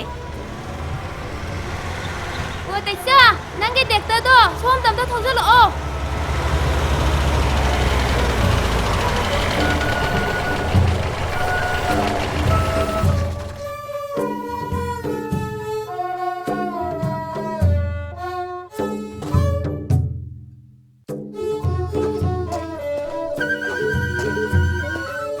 ꯇꯥꯏꯁꯥ ꯋꯥ ꯑꯃ ꯍꯥꯏꯒꯦ ꯀꯩꯅꯣ ꯀꯔꯤ ꯋꯥꯅꯣ ꯇꯥꯏꯁꯥ ꯋꯥ ꯑꯃ ꯍꯥꯏꯕꯤꯒꯦ ꯇꯧꯕꯅꯦ ꯅꯨꯡꯁꯤꯊꯣꯏꯁꯨ ꯌꯥꯎꯔꯤꯌꯦ ꯑꯗꯣ ꯑꯩ ꯀꯩꯗꯧ ꯍꯥꯏꯅꯣ ꯅꯨꯡꯁꯤꯊꯣꯏꯗ ꯍꯥꯏꯗꯥꯏꯅꯦ ꯆꯣꯏ ꯅꯆꯤꯟ ꯊꯤꯅꯣ ꯑꯩ ꯊꯕꯛ ꯌꯥꯝ ꯂꯩ ꯑꯩ ꯊꯕꯛ ꯂꯦꯞꯄ ꯌꯥꯗꯦ ꯗꯦꯛꯇꯔꯗ ꯊꯥꯎ ꯈꯔ ꯍꯥꯞꯄꯒ ꯄꯪꯊꯧꯗ ꯊꯧꯕꯗꯨꯕꯨ ꯊꯕꯛꯂꯣ ꯍꯩꯔꯦꯗ ꯋꯥ ꯉꯥꯡꯕ ꯅꯈꯣꯏ ꯈꯣꯡꯉꯥꯝꯄꯥꯠ ꯂꯩꯁꯥꯕꯤꯁꯤꯡꯁꯦ ꯌꯥꯝ ꯇꯧꯉꯝꯃꯤ ꯍꯥꯏꯅꯩꯀꯣ ꯀꯩꯅꯣ ꯍꯥꯏꯔꯣ ꯑꯩ ꯊꯕꯛ ꯂꯩ ꯆꯠꯂꯒꯦ ꯅꯪꯁꯨ ꯈꯔ ꯍꯥꯏꯌꯨꯗꯅ ꯅꯨꯡꯁꯤꯊꯣꯏ ꯅꯪꯁꯨ ꯈꯔ ꯍꯥꯏꯌꯨ ꯃꯈꯣꯏꯅ ꯍꯥꯏꯔꯤꯕ ꯗꯦꯛꯇꯔꯗꯣ ꯅꯣꯡꯃ ꯋꯥꯏꯒꯤꯌꯦ ꯑꯦ ꯇꯦꯛꯊꯗꯤ ꯅꯣꯏ ꯀꯩꯗꯧꯗꯣꯏꯕ ꯇꯥꯗꯒꯤ ꯗꯦꯛꯇꯔꯗꯣ ꯇꯣꯡꯉꯒ ꯂꯥꯏ ꯈꯨꯔꯨꯝꯕ ꯆꯠꯂꯨꯁꯤ ꯄꯨꯕꯤꯌꯨ ꯍꯥꯏꯒꯦ ꯇꯧꯕ ꯂꯩꯁꯥꯕꯤꯅ ꯇꯦꯛꯇ ꯇꯣꯡꯉ ꯂꯥꯏ ꯈꯨꯔꯨꯝ ꯆꯠꯇꯣꯏꯕ ꯃꯤꯅ ꯀꯨꯝꯍꯩ ꯑꯣꯏꯅ ꯌꯦꯡꯅꯔꯣꯏꯗ꯭ꯔꯣ ꯄꯨꯕꯤꯅꯤꯡꯗꯦ ꯍꯥꯏꯌꯣ ꯇꯥꯏꯁꯥ ꯑꯗꯨꯒꯤ ꯅꯠꯇꯤꯌꯦ ꯂꯩꯁꯥꯕꯤꯅ ꯇꯦꯛꯇ ꯇꯣꯡꯉ ꯂꯥꯏ ꯈꯨꯔꯨꯝ ꯆꯠꯄꯗꯣ ꯅꯈꯣꯏꯕꯨ ꯏꯀꯥꯏꯔꯣꯏꯗ꯭ꯔꯣ ꯀꯩꯗꯧꯉꯩꯅꯣ ꯀꯅꯥ ꯀꯅꯥ ꯆꯠꯇꯧꯔꯤꯕ ꯅꯨꯡꯁꯤꯊꯣꯏꯁꯨ ꯌꯥꯎꯅꯤꯌꯦ ꯅꯨꯡꯁꯤꯊꯣꯏ ꯅꯈꯣꯏꯅꯕꯨ ꯃꯁꯥ ꯉꯝꯗꯦ ꯍꯥꯏꯕꯗꯣ ꯈꯔ ꯐꯔꯕ ꯐꯔꯦ ꯑꯗꯣ ꯂꯥꯏ ꯈꯨꯔꯨꯝꯕ ꯆꯠꯁꯦ ꯍꯥꯏꯔꯤꯁꯦ ꯒꯥꯔꯤ ꯌꯥꯗꯧꯔꯤꯔꯣ ꯅꯨꯡꯁꯤꯊꯣꯏ ꯌꯥꯎꯔꯗꯤ ꯌꯥꯅꯤꯗ ꯇꯩꯆꯥ ꯍꯪꯆꯤꯠ ꯆꯠꯂꯨꯁꯤꯀꯣ ꯁꯣꯏꯅꯔꯣꯏꯁꯤ ꯁꯣꯏꯔꯗꯤ ꯂꯣꯏꯔꯦꯍꯦ ꯍꯦꯛ ꯁꯣꯏꯕꯗ ꯅꯨꯡꯁꯤꯊꯣꯏꯅ ꯀꯧꯅꯔꯣꯏ ꯍꯥꯏꯕꯅꯤꯀꯣ ꯅꯨꯡꯁꯤꯊꯣꯏ ꯅꯈꯣꯏ ꯅꯕꯨꯛ ꯅꯥ ꯐꯔꯗꯤ ꯅꯪꯁꯨ ꯆꯠꯄ ꯌꯥꯎꯗꯣꯏ ꯅꯠꯇ꯭ꯔꯣ ꯇꯩꯆꯥ ꯄꯥꯈꯠꯀꯅꯣ ꯌꯥꯎꯅꯤꯌꯦ ꯇꯩꯆꯥ ꯗꯦꯛꯇꯔꯗꯣ ꯐꯖꯅ ꯆꯥꯝꯊꯣꯛꯎꯀꯣ ꯑꯩꯈꯣꯏ ꯌꯥꯝ ꯀꯦꯅ ꯆꯠꯇꯧꯔꯤꯅꯤ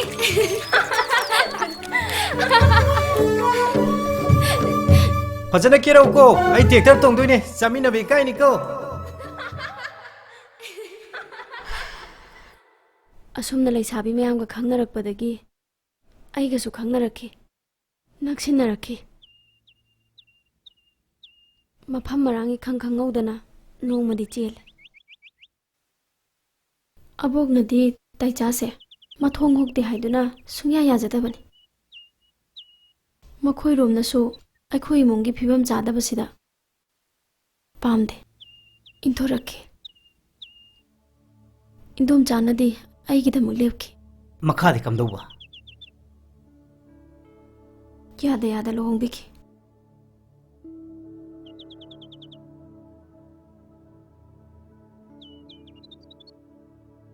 ꯅꯪꯗꯤ ꯃꯈꯣꯏꯗ ꯀꯌꯥꯝ ꯀꯨꯏ ꯂꯩꯔꯨꯏ ꯆꯍꯤ 3 ꯂꯩꯔꯛꯏ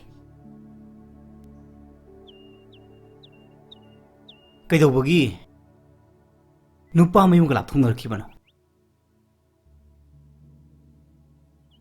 ꯑꯩꯕꯨ ꯄꯥꯝꯗꯕꯗꯒꯤ ꯋꯥꯉꯥꯡ ꯈꯨꯗꯤꯡꯒꯤ ꯂꯝ ꯄꯟꯗꯨꯅ ꯌꯥꯝ ꯉꯥꯡꯉꯤ ꯑꯣꯛꯆꯔꯦ ꯆꯟꯅꯐꯝ ꯈꯪꯗꯕꯤ ꯑꯃ ꯊꯝꯂꯕꯅꯤꯅ ꯌꯨꯝꯁꯤꯗ ꯀꯔꯤꯕꯨ ꯍꯦꯟꯒꯠꯂꯛꯀꯕꯅꯣ ꯃꯐꯝ ꯃꯔꯥꯡ ꯈꯪꯗꯕ ꯍꯧꯅ ꯂꯣꯟꯆꯠꯁꯨ ꯈꯪꯗꯕ ꯄꯦꯜꯂꯦ ꯆꯤꯡꯌꯥ ꯄꯠꯌꯥꯗ ꯄꯪꯁꯥ ꯁꯥꯠꯀꯗꯕ ꯊꯝꯕꯥꯜꯕꯨ ꯌꯨꯝꯁꯤꯗ ꯀꯔꯤ ꯈꯟꯖꯅꯤ ꯍꯥꯏꯗꯅ ꯄꯨꯔꯛꯏꯕ ꯑꯩꯈꯣꯏꯒꯤ ꯑꯄꯪ ꯑꯁꯤꯁꯨ ꯃꯤ ꯑꯣꯏꯔꯣꯏ ꯄꯣꯈ꯭ꯔꯣ ꯑꯥꯗ ꯌꯦꯡꯅꯤꯡꯗꯦꯅꯦ ꯍꯣꯏ ꯌꯦꯡꯅꯤꯡꯗꯦ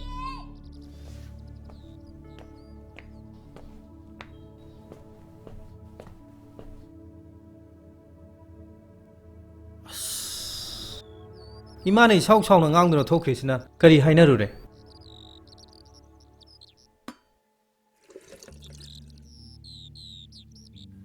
ꯀꯩꯁꯨ ꯍꯥꯏꯅꯗꯦ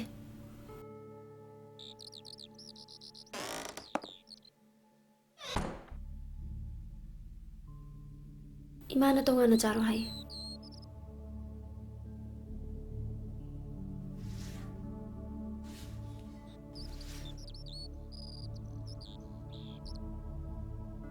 मीगी गाड़ी चटपियो हाय हाय दुना कमदौरबा ꯑꯩꯅ ꯒꯥꯔꯤ ꯆꯠꯈ꯭ꯔꯒ ꯅꯊꯟꯇ ꯅꯪꯅ ꯀꯃꯥꯏꯅ ꯂꯩꯍꯧꯗꯣꯏꯕ? ꯑꯩꯒꯤꯗꯤ ꯀꯩꯁꯨ ꯈꯟꯕꯤꯔꯨꯅꯨ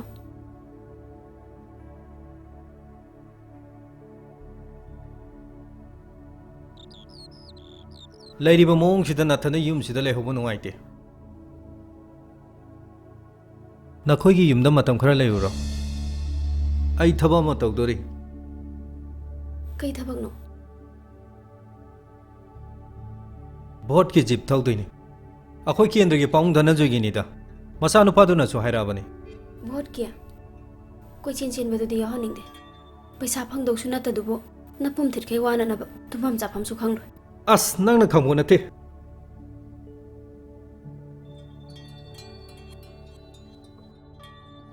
ꯑꯩꯅ ꯃꯈꯣꯏꯒꯤ ꯕꯣꯠꯀꯤ ꯒꯥꯔꯤ ꯊꯧꯕ ꯌꯥꯔꯨꯔꯤꯕꯁꯦ ꯃꯔꯝ ꯂꯩ꯫ ꯕꯣꯠ ꯀꯥꯔꯗꯤ ꯄꯥꯕꯨꯡꯁꯦ ꯃꯟꯇ꯭ꯔꯤ ꯁꯣꯏꯗꯅ ꯑꯣꯏꯔꯅꯤ ꯈꯜꯂꯤ꯫ ꯑꯗꯨ ꯑꯣꯏꯔꯕꯗꯤ ꯃꯟꯇ꯭ꯔꯤ ꯒꯥꯔꯤ ꯊꯧꯕ ꯍꯥꯏꯕꯗꯣ ꯑꯩꯁꯨ ꯐꯪꯗꯣꯔꯤꯕꯅꯤ꯫ ꯃꯟꯇ꯭ꯔꯤ ꯒꯥꯔꯤ ꯊꯧꯔꯕꯗꯤ ꯀ꯭ꯋꯥꯇꯔꯗ ꯂꯩꯕꯁꯨ ꯌꯥꯔꯅꯤ꯫ ꯑꯩꯈꯣꯏ ꯈꯔꯗꯤ ꯅꯨꯡꯉꯥꯏꯔꯅꯤꯗꯅ꯫ ꯑꯇꯩ ꯀꯥꯟꯅꯕ ꯃꯌꯥꯝ ꯑꯃ ꯐꯪꯕꯁꯨ ꯌꯥꯏ꯫ ꯋꯥꯈꯜꯅ ꯄꯨꯛꯅꯤꯡꯗ ꯅꯨꯡꯉꯥꯏꯕꯁꯨ ꯐꯠꯇꯦ꯫ ꯍꯧꯖꯤꯛꯀꯤ ꯈꯟꯕꯅ ꯆꯨꯝꯂꯣꯏꯗ꯭ꯔꯣ?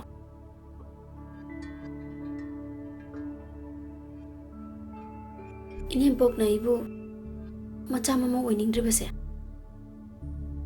ꯃꯔꯝ ꯈꯪꯂꯕ꯭ꯔꯥ? ꯑꯩꯗꯤ ꯂꯥꯏꯔꯦ, ꯄꯨ ꯄꯥꯡ ꯁꯨꯗꯦ, ꯑꯗꯨꯒꯤꯅꯤ꯫ ꯁꯦꯟ ꯊꯣꯛꯅꯕ ꯑꯩꯈꯣꯏ ꯑꯅꯤꯒꯤ ꯂꯝꯕꯤꯁꯨ ꯂꯩꯇꯦ꯫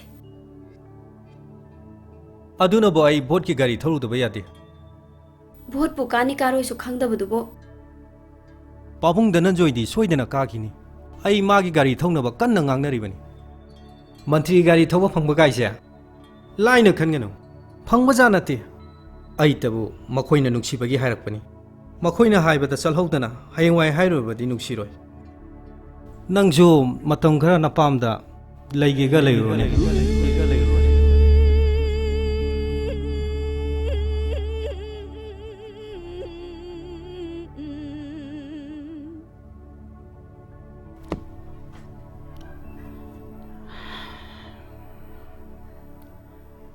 ꯃꯈꯥꯗꯤ ꯀꯝꯗꯧꯔꯦ? ꯃꯈꯣꯏꯒꯤ ꯃꯤꯔꯦꯞꯇꯣ ꯚꯣꯠ ꯀꯥꯈꯤ, ꯃꯟꯇ꯭ꯔꯤꯁꯨ ꯑꯣꯏꯈꯤ꯫ ꯑꯩꯈꯣꯏ ꯌꯥꯝ ꯍꯔꯥꯎꯈꯤ꯫ ꯏꯝꯐꯥꯜꯗ ꯃꯟꯇ꯭ꯔꯤꯒꯤ ꯀ꯭ꯋꯥꯇꯔꯗ ꯂꯩꯕ ꯐꯪꯒꯅꯤ ꯈꯟꯈꯤ꯫ ꯃꯥꯗꯤ ꯃꯟꯇ꯭ꯔꯤꯒꯤ ꯐꯤꯔꯥꯜ ꯊꯦꯠꯄ ꯒꯥꯔꯤ ꯐꯥꯎꯕ ꯊꯧꯕ ꯐꯪꯈꯤ꯫ ꯃꯟꯇ꯭ꯔꯤꯒꯤ ꯃꯅꯥꯛꯇ ꯂꯩꯈꯤ꯫ ꯑꯗꯨꯒ ꯃꯥꯅ ꯍꯥꯏꯕꯗꯒꯤ ꯑꯩꯅ ꯏꯆꯥꯁꯤꯃꯒ ꯏꯄꯥꯝꯗ ꯃꯥꯅ ꯍꯥꯏꯔꯛꯄ ꯉꯥꯏꯗꯨꯅ ꯂꯩꯈꯤ꯫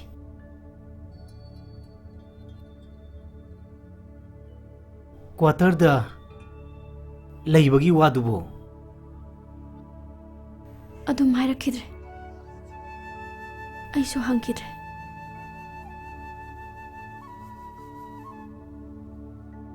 ꯋꯥꯔꯤ ꯁꯥꯟꯅꯒꯗꯕꯁꯨ ꯊꯕꯛ ꯆꯤꯜꯂꯦ ꯍꯥꯏꯗꯨꯅ ꯌꯨꯝꯗ ꯄꯥꯛ ꯍꯜꯂꯛꯈꯤꯗꯦ꯫ ꯃꯟꯇ꯭ꯔꯤꯒꯤ ꯒꯥꯔꯤ ꯊꯧꯈꯤꯕꯗꯒꯤ ꯃꯥꯒꯤ ꯋꯥꯈꯜꯗ ꯑꯍꯣꯡꯕ ꯂꯥꯛꯈꯤꯕ ꯃꯥꯜꯂꯦ꯫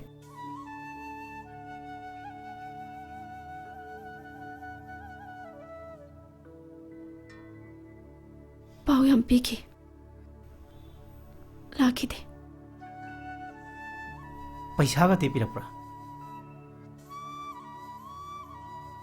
ꯃꯔꯛ ꯃꯔꯛꯇ ꯄꯩꯁꯥ ꯈꯔꯒ ꯄꯤꯔꯛꯏ꯫ ꯃꯁꯥ ꯂꯥꯛꯇꯦ, ꯃꯤ ꯊꯥꯔꯛꯏ꯫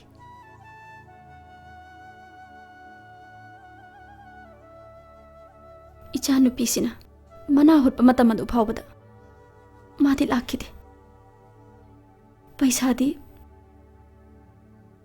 ꯃꯤ ꯊꯥꯔꯛꯇꯨꯅ ꯄꯤꯔꯛꯏ꯫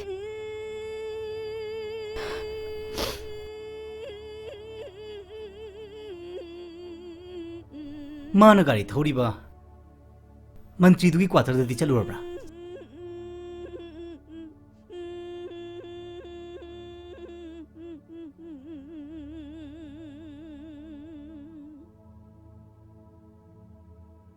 ꯅꯪ ꯃꯥꯒ ꯅꯛꯅꯕ ꯃꯔꯨꯞ ꯃꯄꯥꯡꯁꯤꯡ ꯀꯅꯥ ꯀꯅꯥꯅꯣ ꯍꯥꯏꯕ ꯅꯪ ꯈꯪꯕ ꯂꯩꯕ꯭ꯔꯥ?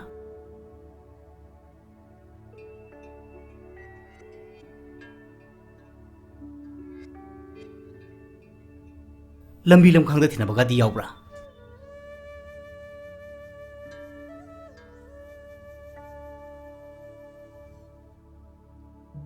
matam khara leiraga noma indom chana hobe hobe chela aga haire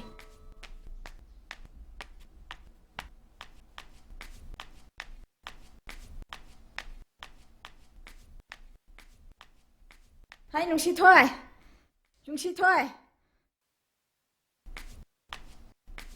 doja nung si thôi wa man leire bom za do sang han be yadre indom cha kaidorage ibom za na tawri ba se ai yaningdi makhoi mandri gi dang hak lai tana jangthuk jangsin tawbi to ngam bi aphawi khar ga ma pungre ai isana thengna ru raban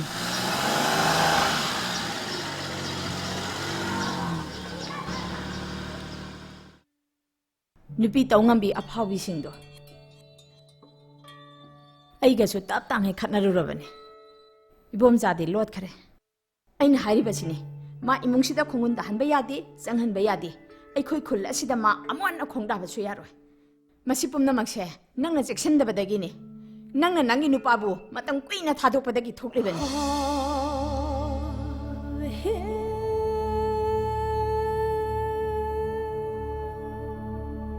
domcha ai bu kai do hai ba kari to ba ha ba kari no nupa do gi manak ta nangna leiru ba sunate nangi na nak ta ma lak ta na lehen ba sunate mana kadai da kari tawri ha ba se nangna no mata thiru ba su leite hojite kari thu e ai ne ai wayam na ngang de nang si hojik ma gi kari ori ge ba ai khang de ne ai se ma gi nupi ni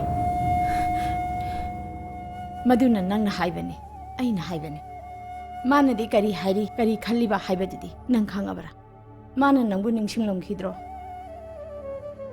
ai bu masa khangdra basu mana pokja ba macha asidi masa khanglom gani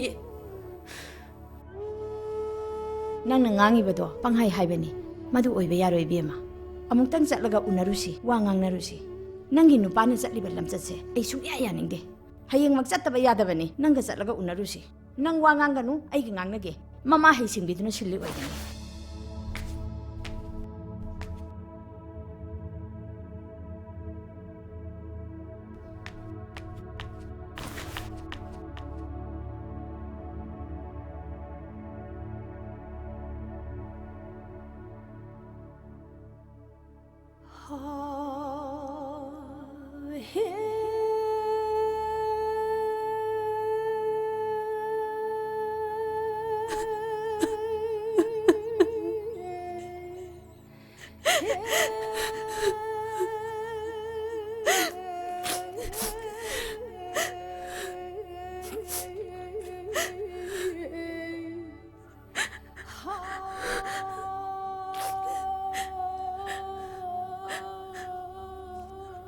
nakoina chalubudubo kari hainarake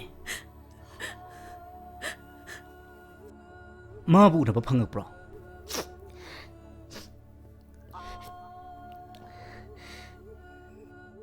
phanglakte ma di lakhidabra adum lakhide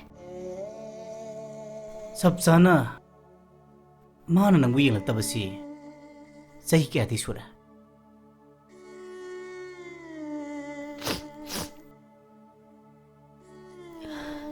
chahi manga sure nupi masu thiki ba mal khangde ai hai phang khangde khalu bade awai lukshi thoi nangno warabu chume adubo aina amuka suhana hairibasini nakoyani yaragadi hanjino magu nabdo ai singe masina tung phabu phagani khale magi mohongdo ai haina roida ai hanjina ba pamdre no mana taka no mati ꯅꯪꯒꯤ ꯑꯕꯣꯛꯁꯨ ꯁꯤꯈꯤꯅꯤ ꯑꯗꯒꯤꯗꯤ ꯀꯝꯗꯧꯕ ꯅꯪꯗꯤ ꯌꯥꯝ ꯅꯍꯥ ꯑꯣꯏꯔꯤ ꯅꯆꯥꯁꯨ ꯅꯨꯄꯤꯅꯤ ꯑꯉꯥꯡꯁꯨ ꯑꯣꯏꯔꯤ ꯅꯨꯡꯁꯤꯊꯣꯏ ꯅꯪ ꯌꯥꯝ ꯋꯥꯒꯅꯤ ꯑꯩꯅ ꯁꯨꯝ ꯈꯟꯕꯗ ꯃꯍꯥꯛ ꯑꯇꯣꯞꯄ ꯅꯨꯄꯤ ꯑꯃ ꯆꯠꯅꯅ ꯂꯧꯔꯝꯒꯗꯧꯁꯨ ꯃꯥꯟꯗꯦ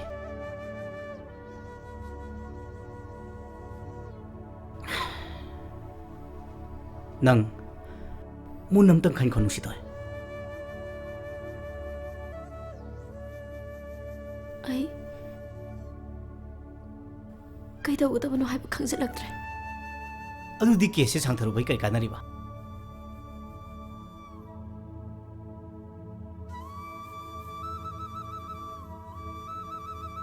ꯑꯩ ꯀꯩꯅꯣꯝꯇ ꯍꯪꯖꯕ ꯌꯥꯒꯗ꯭ꯔꯥ ꯍꯥꯏꯌꯨꯅꯦ ꯇꯥꯁꯤ ꯑꯩ ꯀꯦꯁ ꯑꯁꯤ ꯇꯣꯛꯆꯔꯒꯦ ꯈꯜꯂꯦ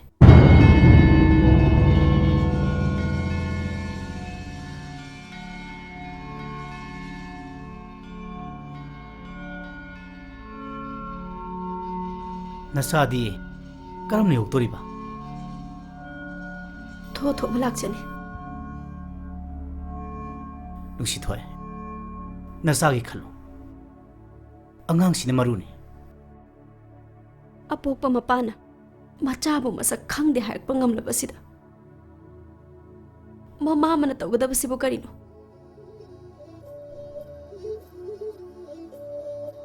ꯃꯃꯥ ꯑꯃꯅ ꯃꯆꯥꯒꯤ ꯃꯄꯥꯕꯨ ꯃꯁꯛ ꯈꯪꯗꯕ ꯌꯥꯎꯒꯗ꯭ꯔꯣ ꯑꯁꯦꯡꯕ ꯃꯄꯥ ꯃꯁꯛ ꯇꯥꯛꯂꯕꯁꯨ ꯑꯔꯥꯟꯕ ꯇꯥꯔꯕꯅꯤꯅ ꯀꯔꯤꯒꯨꯝꯕ ꯃꯈꯜ ꯑꯃꯠꯇꯅ ꯅꯝꯍꯥꯗꯨꯅ ꯑꯗꯨꯒꯨꯝꯕ ꯃꯤꯑꯣꯏꯗꯨꯒꯤ ꯃꯔꯛꯅ ꯏꯆꯥ ꯌꯣꯛꯄ ꯄꯥꯝꯗ꯭ꯔꯦ ꯃꯍꯥꯛ ꯅꯨꯡꯉꯥꯏꯅ ꯄꯥꯟꯈꯤꯁꯅꯨ ꯏꯃꯥ ꯏꯆꯥꯒꯤ ꯂꯥꯏꯕꯛꯇ ꯇꯝꯂꯝꯃꯅꯤ ꯈꯜꯂꯒꯦ ꯑꯩꯒꯤ ꯄꯥꯡꯒꯜꯅ ꯁꯨ ꯅꯣꯝꯗꯨꯅ ꯀꯅꯥꯒꯤꯁꯨ ꯃꯤꯄꯥꯜ ꯇꯥꯡꯗꯅ ꯂꯦꯝꯍꯧꯔꯤꯕ ꯄꯨꯟꯁꯤꯁꯦ ꯂꯦꯟꯖꯈ꯭ꯔꯒꯦ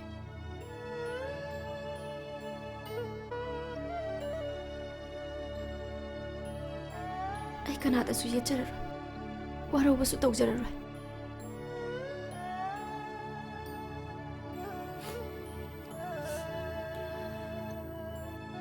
ꯑꯩꯒꯤ ꯀꯦꯁ ꯂꯦꯞꯄꯤꯕꯒꯤꯗꯃꯛ ꯉꯝꯖꯕ ꯈꯔ ꯄꯤꯖꯔꯤ ꯂꯧꯁꯤꯟꯕꯤꯌꯨ ꯀꯩꯅꯣ ꯀꯔꯤꯒꯤ ꯄꯩꯁꯥꯅꯣ ꯑꯁꯨꯛ ꯀꯨꯏꯕꯁꯦ ꯀꯔꯤꯝꯇ ꯂꯧꯕꯤꯈꯤꯗꯦ ꯑꯩꯈꯣꯏꯒꯤꯗꯃꯛ ꯍꯣꯠꯅꯕꯤꯈꯤꯕꯅ ꯌꯥꯝ ꯍꯦꯜꯂꯤ ꯑꯌꯥꯝꯕ ꯁꯦꯜꯁꯨ ꯅꯠꯇꯦ ꯏꯟꯗꯣꯝꯆꯥꯅ ꯄꯤꯌꯣ ꯍꯥꯏꯗꯨꯅ ꯄꯤꯖꯕꯅꯤ ꯅꯪꯗꯤ ꯀꯦꯁ ꯆꯠꯊꯔꯔꯣꯏ ꯍꯥꯏꯗꯅ ꯍꯧꯖꯤꯛꯇ ꯍꯥꯏꯔꯒ ꯀꯔꯤꯒꯤ ꯑꯩꯉꯣꯟꯗ ꯁꯦꯜ ꯄꯤꯗꯣꯔꯤꯕ ꯃꯃꯥꯡꯗꯒꯤ ꯑꯁꯨꯛ ꯌꯥꯝ ꯋꯥꯕꯤꯔꯛꯏꯁꯤꯗꯤ ꯑꯩꯗꯤ ꯋꯥꯗꯦ ꯄꯩꯁꯥꯁꯤ ꯊꯝꯖꯜꯂꯨ ꯑꯩ ꯄꯩꯁꯥ ꯂꯧꯔꯣꯏ ꯊꯕꯛꯇꯤ ꯍꯧꯔꯛꯄꯗ ꯉꯥꯏꯔꯤ ꯅꯨꯡꯁꯤꯊꯣꯏ ꯋꯥ ꯉꯥꯡꯅꯈꯤꯁꯤ ꯅꯪꯅ ꯍꯧꯖꯤꯛ ꯀꯦꯁ ꯇꯣꯛꯂꯒꯦ ꯍꯥꯏꯔꯤꯗꯨꯕꯨ ꯑꯁꯦꯡꯕꯔꯣ ꯍꯣꯏ ꯑꯁꯦꯡꯕꯅꯤ ꯑꯩ ꯏꯆꯥꯒꯤ ꯃꯍꯩ ꯃꯁꯤꯡ ꯇꯝꯕꯔꯣꯝꯗ ꯍꯣꯠꯅꯕ ꯄꯥꯝꯃꯤ ꯏꯆꯥꯕꯨ ꯀꯦꯁꯇ ꯑꯃꯨꯛ ꯍꯟꯅ ꯆꯦꯟꯅꯍꯟꯕ ꯄꯥꯝꯗꯦ ꯏꯃꯥ ꯏꯆꯥꯗꯤ ꯅꯨꯄꯤꯅꯤ ꯅꯨꯄꯤ ꯑꯣꯏꯔꯕꯁꯨ ꯃꯤꯌꯥꯝꯒꯤ ꯐꯤꯗꯝꯅꯐꯝ ꯑꯣꯏꯍꯟꯅꯤꯡꯉꯤ ꯄꯥꯟꯗꯝ ꯑꯃꯒꯤ ꯃꯈꯥꯗ ꯉꯥꯛꯅ ꯆꯠꯅꯤꯡꯉꯤ ꯑꯩꯗꯤ ꯈꯨꯡꯒꯪꯗ ꯄꯣꯛꯂꯛꯄꯤꯅꯤ ꯈꯨꯡꯒꯪꯒꯤ ꯄꯨꯟꯁꯤꯗ ꯆꯥꯎꯖꯔꯛꯄꯤꯅꯤ ꯑꯩꯒꯤ ꯏꯃꯥꯗꯣ ꯈꯥꯡꯕ ꯀꯟꯈꯤ ꯑꯁꯦꯡꯕ ꯃꯩꯇꯩ ꯅꯨꯄꯤꯅꯤ ꯂꯥꯏꯔꯕꯁꯨ ꯃꯤꯄꯥꯟ ꯇꯥꯡꯗꯅ ꯃꯁꯥꯒꯤ ꯍꯨꯃꯥꯡ ꯃꯃꯜꯅ ꯄꯨꯟꯁꯤ ꯂꯦꯟꯈꯤꯕꯅꯤ ꯏꯪ ꯇꯞꯆꯕ ꯊꯣꯠ ꯃꯦꯡꯕ ꯃꯤꯒꯤ ꯃꯥꯡꯅꯕ ꯇꯧꯗꯕ ꯈꯥꯡꯕ ꯀꯟꯒꯗꯕꯅꯤ ꯍꯥꯏꯕ ꯇꯠꯇꯅ ꯏꯃꯥꯅ ꯇꯥꯛꯄꯤꯈꯤꯕꯗꯣ ꯑꯉꯥꯡ ꯑꯣꯏꯅ ꯉꯁꯤꯁꯨ ꯅꯤꯡꯁꯤꯡꯂꯦ ꯅꯧꯅ ꯀꯥꯏꯅꯈꯤꯕꯅ इमागी मफमदा ओइनाजब फंखिदे इमाना ताकपीखिबा वाहै खरदो इथौदांग ओइना पांथोकजबना इमागी लमन सिंगबा सकलागे खल्ले अदुना आई मखा ताना कनादसु एतपा पिनिंग्रे आई केस असे हंदोकजरगे वाफमसी नुइदोम चाददी हायरब्रा हाइड्री इदोम चाददी कोन हायरगे फरे फरे नंगना दुमना खलगदी कैसु काइदे सेलसिमदी नंगे नंगे थमजलो नंगना लौदबा यादे हायरगना आई लुपा साम खतंग ओना लौरगे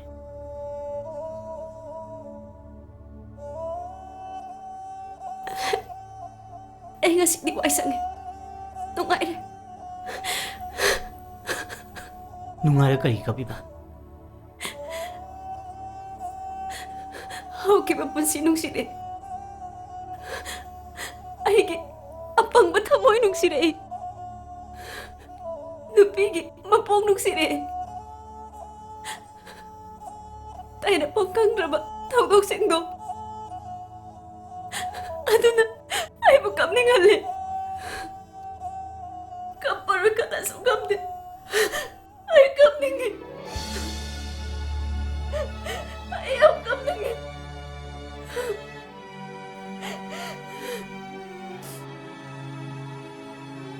nungsi toy nang kap kora nang na kapase paksade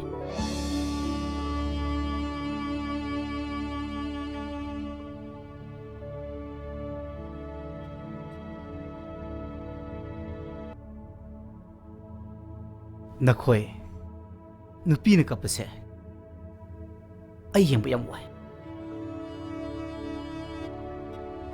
आई मासु यम कपकी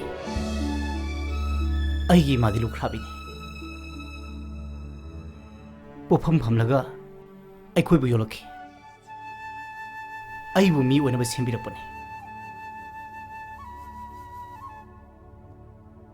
महाक आई दमक तो दिलारे बिनी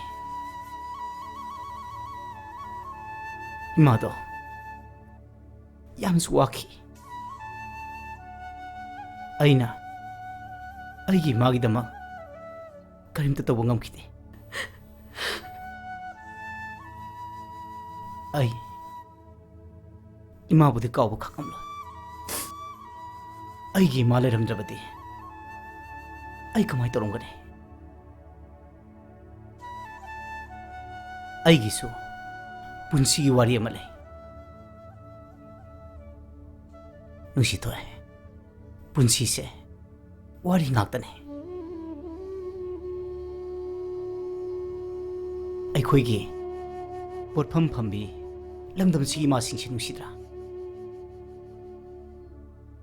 नुपी खुदिमा आइदि अइगी मावने लोइन उइ मखोइन वाबसे आई यंग बगमते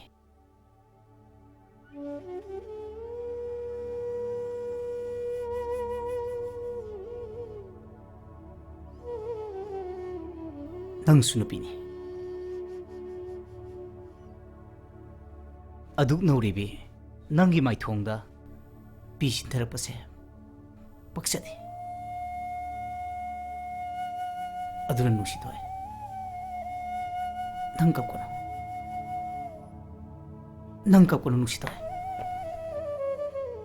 ओ तानिमा इसीदो मपान फमंगनी अमता कौसनबिरो फनी तैमा अमता लेंसनजी होय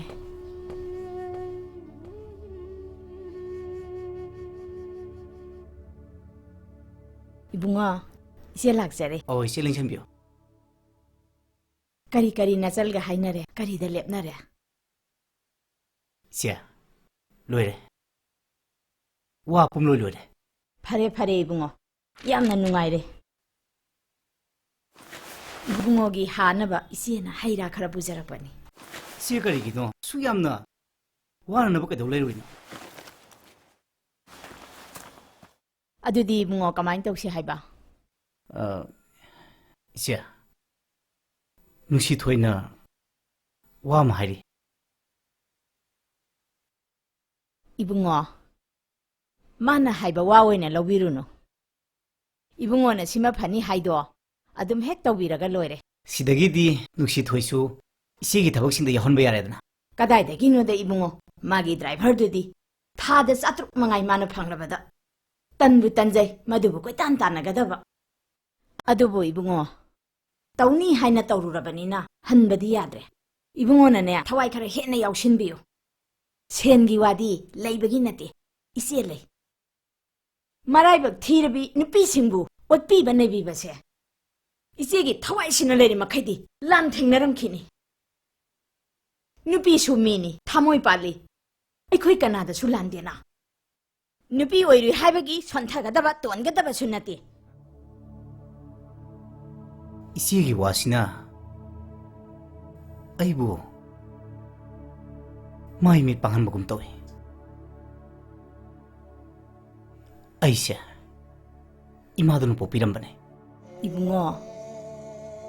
ibungo bo po iba imado adu sunu pini madu khangli ban hakse matam pumna magta mai pakani mai pakpo oyu ꯌꯥꯝ ꯅꯨꯡꯉꯥꯏꯖꯔꯦ 이제 gas ꯇꯧꯔꯕꯁꯨ ꯇꯧꯗ꯭ꯔꯕꯁꯨ 이제ꯗꯤ ꯑꯩꯒꯤ ꯆꯦꯝꯕꯔꯁꯤꯗ ꯈꯔ ꯇꯣꯏꯅ ꯂꯥꯛꯄꯤꯌꯨ ꯏꯗꯣꯝꯆꯥ ꯆꯠꯁꯦ ꯅꯨꯡꯉꯥꯏꯈꯤꯗ꯭ꯔꯦ ꯍꯦ ꯃꯁꯤꯃ ꯀꯩꯅꯣ ꯊꯦꯡꯉꯒ ꯑꯩꯒꯤꯗ ꯀꯣꯏꯍꯦ ꯂꯩꯊꯣꯛꯑ ꯂꯣꯏꯔꯦ ꯀꯩꯅꯣ ꯏꯕꯨꯡꯉꯣ ꯏꯆꯦꯁꯨ ꯌꯧꯅꯅꯕ ꯇꯧꯔꯒꯦ ꯐꯅꯤ ꯐꯅꯤ 이제 ꯑꯩꯒꯤ ꯐꯣꯟ ꯅꯝꯕꯔꯁꯦ ꯍꯣꯏ 이제 ꯑꯃꯨꯛꯇꯪ 이ꯁꯟꯕꯤꯌꯨ ꯑꯝꯇ ꯍꯥꯏꯕꯤꯌꯨ 9620266414 야라바 이붕어 야래 야래 이제 아두디 이제 뭐 여자라게고 아이슈 틴독자게 파니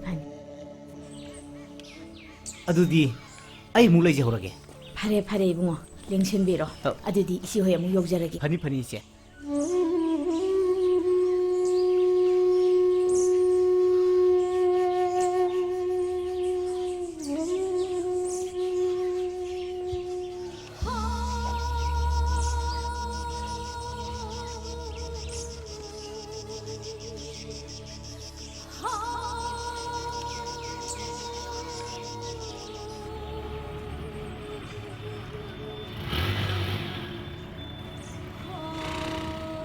인도자 그이더라 인도자나 랑 피타르게 하이도 피타로 아이 피사비 콤라게 그이노 난 아무 똑할라 이시나 낭부 나한디 딸리 하이다이냐 짝탁만 따니 하이다이냐 아이 케사시 똑라게 하라미 하이마 그이더버기 야데 호직디 한다수 야야데 ai wai sang ai am wai ai kesa si tok lagi paisa pamdre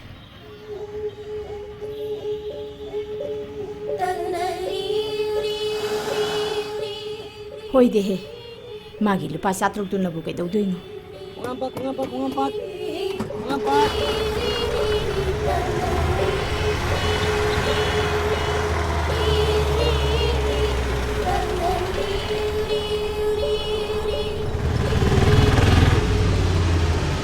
누시도 넌 하이브 소리 아두그네 미디 각시다버네 레이바가 시다디 누피디 각시다버네 시품 톡다버네 난 깝거나 누시도 너는 깝으세 박사디